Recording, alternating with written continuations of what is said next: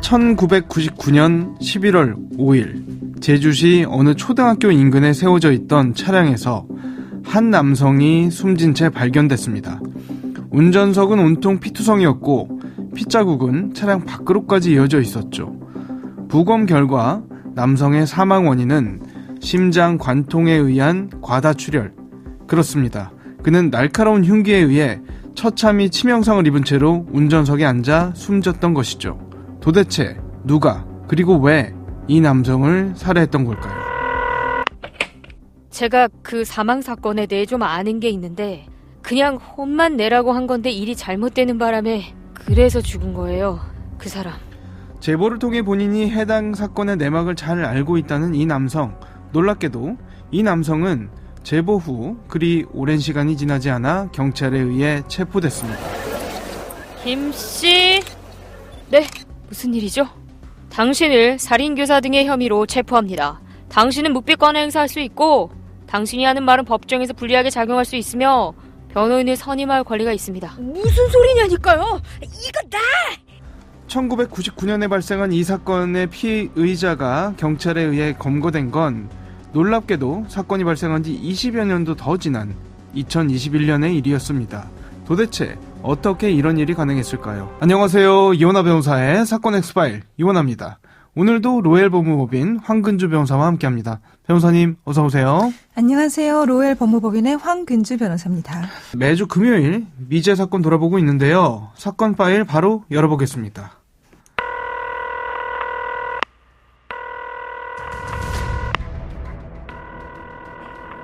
잊혀져선 안 될 그날의 기억들.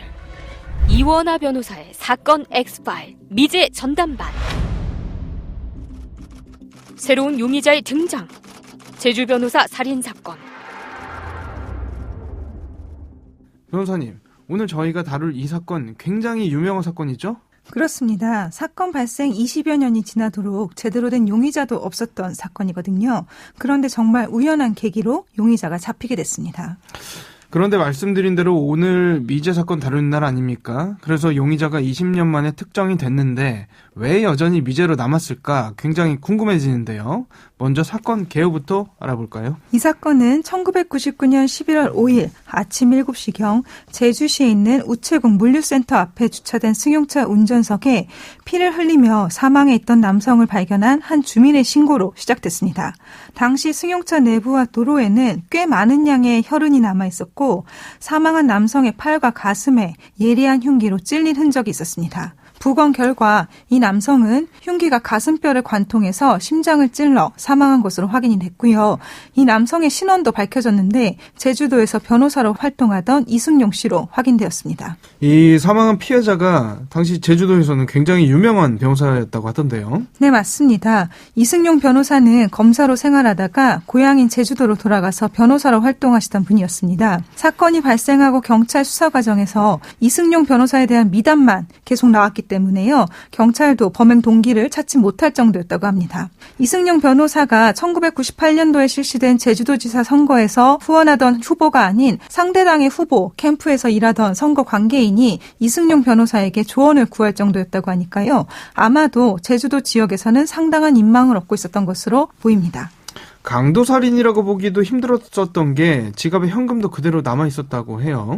네, 맞습니다. 경찰도 처음에는 도난당한 금품이 없었고 사건 현장이 워낙 참혹했기 때문에 원한 관계에 의한 살인이라고 판단하고 수사를 펼쳤는데요. 말씀드린 것처럼 이승용 변호사의 주변에 미담만 있었기 때문에요. 원한 관계를 찾을 수가 없었다고 합니다.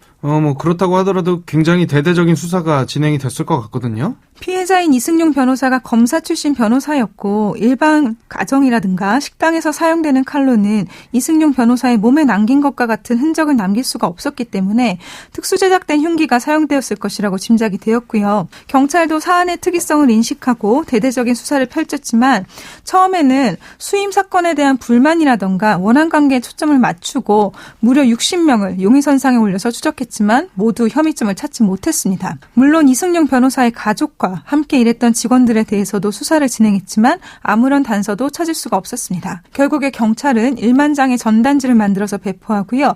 현상금도 1천만 원을 내걸었습니다. 당시로서는 엄청난 거액의 현상금을 건 것입니다. 하지만 수사에는 진척이 전혀 없었습니다. 가해자가 치밀하게 범행을 잘 숨겼던 건가요? 아니면 수사가 부족한 점이 있었던 건가요? 왜 대대적인 수사에도 불구하고 진전이 없었던 겁니까? 이 사건이 있었던 때만 하더라도 아직 CCTV가 지금처럼 보편화되지는 않았고요.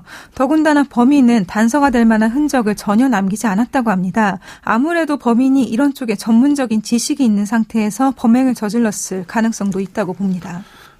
이 경찰 측에서도 그리고 무엇보다 유족 측에서도 얼마나 이 상황이 답답했을까 안타까운 마음은 드는데 정말 놀라운 건 이 부분입니다. 끝날 때까지 끝난 게 아니다. 이 말을 실감한 게 20여 년이라는 세월이 훌쩍 지나서 이 사건의 실마리가 드러나지 않았습니까? 네, 맞습니다. 20년 만에 놀라운 일이 있었습니다. 이승용 변호사의 유가족이 너무나 답답한 마음에 2016년도경에 SBS 그것이 알고 싶다 제작진에게 이 사건에 대해 취재를 요청했는데요. 이후에 제작진도 본격적으로 취재를 위한 활동에 돌입을 했지만 별다른 단서를 찾지 못해서 일단은 취재가 중단이 됐습니다. 그러다가 2019년도 11월 말경 제작진은 자신이 이승용 변호사의 사망과 관련이 있다는 김모 씨라는 사람의 연락을 받았습니다. 김 씨라는 사람이 어떤 내용을 제보한 건가요? 제보자 김 씨는 자신은 이승용 변호사를 혼내주기만 하라는 청탁을 받고 일을 진행했는데 이게 잘못되는 바람에 이승용 변호사가 사망한 것이라고 주장했습니다. 그러면 본인이 범죄에 얽혀있다는 이야기를 했다고요? 이 정도면 자백 아닙니까? 제보자 김 씨는 해외에 체류하고 있는 상태에서 방송사 인터뷰에 응했는데요. 자신이 제주도 조직폭력배의 일원인데 두목인 백 씨로부터 이승용 변호사를 위협하고 오라고 지시를 받았대요. 이후 제보자 김 씨는 갈매기라고 불리는 친구에게 백 씨의 지시를 전달했는데 갈매기가 이승용 변호사를 살해한 것이라고 주장했습니다. 거의 자백에 가까운 이야기를 한 것 같은데요. 그런데 취재가 계속될수록 제보자 김 씨의 태도가 이상해졌습니다. 제보자 김 씨는 나중에는 자신이 한 이야기가 전부 거짓이고 소설이라고 주장하면서 방송에도 동의한 적 없는데 방송사에서 자신을 속인 것이다 라고까지 말을 바꿨습니다. 제보자라는 김 씨의 경우 과거 사건이 발생했을 때 용의선상에는 오르지도 않았던 아예 새로운 인물이었다면서요? 네, 그렇습니다. 과거 사건 발생 직후 수사 단계에서는 전혀 확인되지 않은 인물이었습니다. 제보자 김 씨가 방송사에 제보한 내용을 바탕으로 취재가 이루어져서요. 2020년 6월 7일 방송이 되자 경찰이 방송 내용을 토대로 재수사에 착수했습니다. 이 김 씨라는 사람이 체포됐나요? 네, 맞습니다.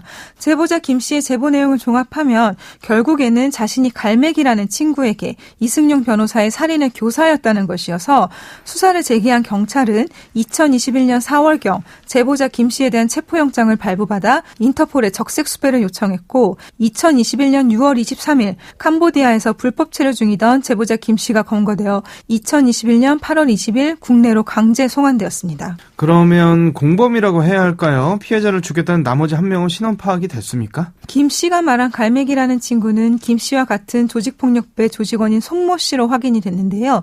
손 씨는 2014년도경에 이미 사망했다고 합니다.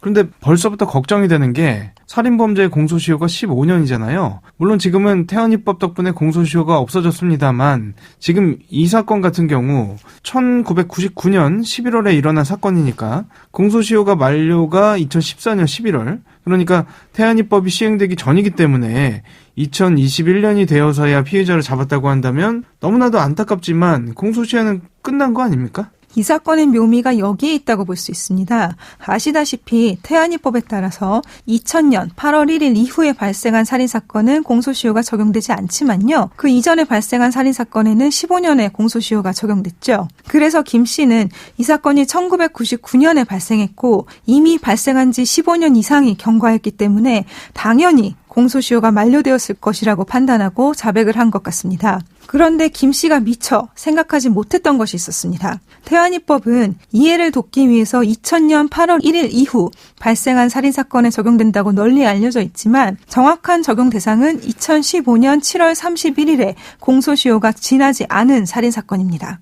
그런데 김 씨는 2014년 3월경에 사기 혐의로 수배를 받던 중에 해외로 출국을 해서 약 13개월가량 체류한 전력이 있었습니다. 그러는 바람에 원래는 2014년 11월까지였던 이 사건의 공소시효가 2015년 12월까지로 연장이 되어버린 거예요. 김 씨가 단지 수배를 받던 사기 사건뿐만이 아니라 이 사건까지 겸해서 형사처분을 면할 목적으로 해외로 도피했다고 인정이 돼버린 겁니다. 그래서 결국 이 사건은 태안이법에 적용을 받게 되어 공소시효와 관련된 김 씨의 계산이 어긋나게 되었습니다. 저희가 이 시간에 범인이 형사처분을 면할 목적으로 해외에 체류하는 경우 공소시효는 정지된다. 그래서 만약 범인을 잡았는데 해외에 있었던 경우는 예외가 될 수 있다. 이런 이야기는 몇 번 했거든요. 그런데 이게 정말 가능한 일일까라는 의문이 있었던 것도 사실인데 이게 되는군요. 네, 물론입니다. 공소시효 제도는 국가가 일정 기간 형사소추에 관한 권한을 행사하지 않을 경우에 당사자의 법적 지위의 안정성이라든가 효율적인 형사사법 시스템 운영을 위해서 그 형사소추권이 소멸한다는 데에 기반을 두고 있습니다. 따라서 범인이 형사처분을 면할 목적으로 국가의 형사소추권이 미치지 않는 해외에 체류하게 되면요. 그 기간 동안은 공소시효가 정지됩니다. 그러면 재판에 넘겨졌습니까? 김 씨는 갈매기, 손모 씨와 공모해서 이승용 변호사를 살해한 살인 혐의와 제보한 방송국의 PD를 협박한 혐의로 기소됐는데요. 1심 재판부는 놀랍게도 김 씨의 살인 혐의에 대해서는 무죄를 선고했습니다. 1심 재판부는 김 씨 제보의 신빙성은 인정하면서도 김 씨에게 살인의 고의가 있었다고 보기 어렵고 공동정범 성립에 필요한 기능적 행위가 있었음을 인정할 만한 증거가 없다고 설명했습니다. 청취자분들 입장에서는 굉장히 의아하실 것 같아요. 왜냐하면 김 씨란 사람이 방송에서 본인이 사주받고 손 씨와 함께 범행을 했다 이런 취지로 얘기를 했다는 거잖아요. 그럼에도 증거가 될 수 없다. 이해가 안 간다는 분들이 많으실 것 같거든요. 김 씨와 함께 범행을 저질렀다는 손 씨는요. 이미 사망한 상태였기 때문에 사건의 구체적인 부분은 김 씨의 진술에 의존할 수밖에 없었던 점이 컸던 것 같고요. 김 씨가 재판 과정에서 사망한 손 씨에게 책임을 떠넘기려고도 했던 것 같습니다. 게다가 김 씨도 사건이 커지자 진술을 이리저리 바꾸기도 했습니다.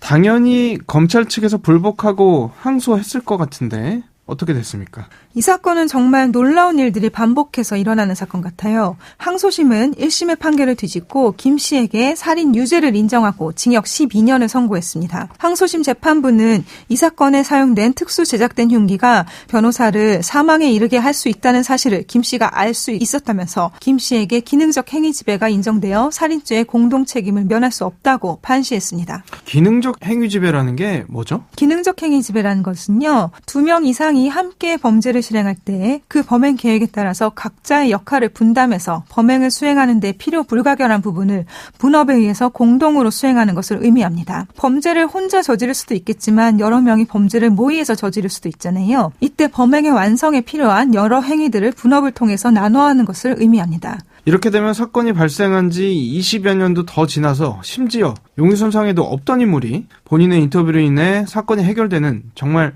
전무후무한 케이스 아닌가 싶거든요. 정말 그렇습니다. 하지만 여기서 끝이 아니었는데요. 항소심 재판 결과에 불복한 김 씨가 대법원에 상고를 했는데 대법원에서는 김 씨의 제보 진술 중 주요한 부분이 다수 객관적 진실과 배치되고 김 씨의 제보 진술을 뒷받침할 만한 객관적인 증거나 구체적인 정황도 확인되지 않아서 김 씨의 제보 진술 자체를 믿을 수 없다는 이유로 항소심을 파기하고 사건을 광주 고등법원으로 환송했습니다. 파기 환송심에서는 대법원의 판단 취지에 따라서 김 씨에게 최종적으로 무죄 판결을 선고했습니다.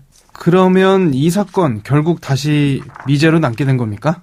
네, 그렇습니다. 끝내 진범은 밝혀지지 않았고 제보자 김 씨가 진술했던 조직폭력배 두목이나 손 씨도 사망했기 때문에 앞으로도 진범을 밝히기는 어려울 것 같습니다. 제보자 김 씨가 항소심 판결 내용처럼 공범으로 인정될 만큼 사건에 관여를 했는지 아니면 그 주장처럼 전부 거짓된 제보를 한 것인지 아니면 항소심 판결 내용보다 더 사건에 깊이 개입을 했는지는 알 수가 없습니다. 다만 제보자 김 씨는 방송국 제작진이나 언론을 향해서 명예훼손을 당했다고 주장하기보다는 제보자 김 씨의 일련의 행동으로 인해서 2번 상처를 입은 유가족분들에게 사죄하는 것이 먼저라고 생각합니다. 이혼아 변호사의 사건 엑스파일 미제 전담반, 오늘은 반전의 반전을 거듭하며 많은 안타까움을 자아냈던 미제 사건, 제주 변호사 살인사건 짚어봤습니다.